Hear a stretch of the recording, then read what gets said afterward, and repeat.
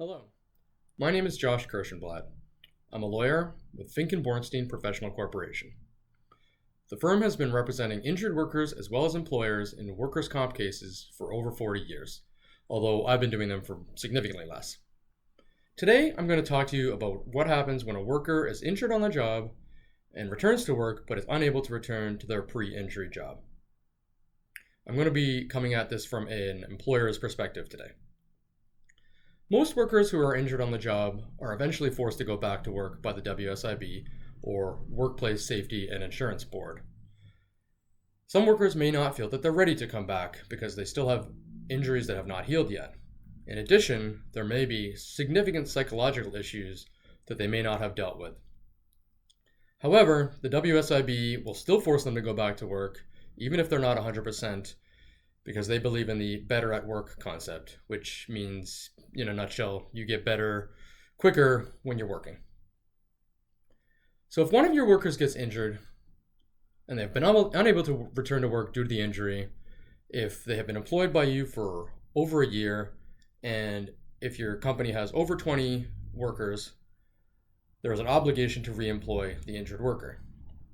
These obligations remain in place until the earliest of 2 years after the date of accident, 1 year after they are able to return to their pre-injury duties, or the worker turns 65 years of age. The first thing you should do is find out what the worker's restrictions are. There will likely be documentation from the WSIB, such as a decision letter, or from the worker's healthcare practitioner, such as a functional abilities form. At a bare minimum, you should see if there is any work that fits within these restrictions. However, it would be a good idea to speak to the worker first and see if there are any other issues that they're having, as the WSIB may not have accepted all of the worker's injuries. Beyond finding safe work for the worker, I would recommend trying to find something meaningful for them to do. This is not only a requirement of the WSIB's policy, but it is good for the worker's psyche. I have seen numerous cases where the work that is offered is just busy work, and this can actually make the worker's psychological issues worse. Don't forget that a job is a huge part of someone's identity.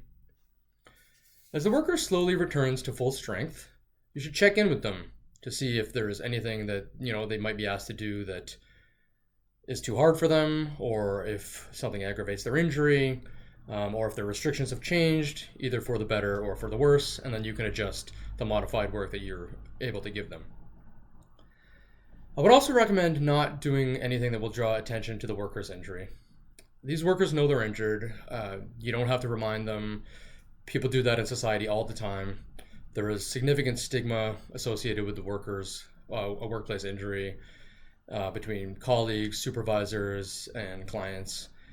Oftentimes people think they're faking, or they resent, other workers resent them for doing less work and still getting paid the same amount of money. Sometimes a worker will have a permanent impairment that will never get better, which means they'll never be able to return to their pre-injury job. This can leave an injured worker even more psychologically distraught.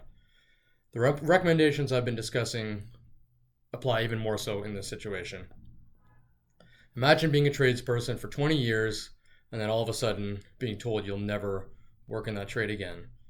I was speaking to a client of mine recently who said that he, gets sad every time he looks at his tools, which he spent $50,000 on. You can help by finding permanent modified work for the worker. This can help lessen the blow of switching jobs. If you cannot find this type of work, you can contact the WSIB and they will help retrain the worker or help them find work in the open labor market. This brings me to my last point. Sometimes a worker will never be able to return to their pre-injury job, and an employer will not have permanent accommodated work for them. As I mentioned before, the WSIB may retrain this worker. You may find yourself faced with the prospect of hiring a formerly injured worker who has now switched careers. Of course, if you can't accommodate them, you don't have to hire them. No one's going to force you to. But if you are able to, I would recommend considering doing so. Most of these people are hard workers who have had an unfortunate situation that has changed their lives completely, and they may have a disability. Getting them back to work doing meaningful, modified work will go a long way towards helping them feel like they're a productive member of society again. Thank you so much for your time, and enjoy the rest of the conference.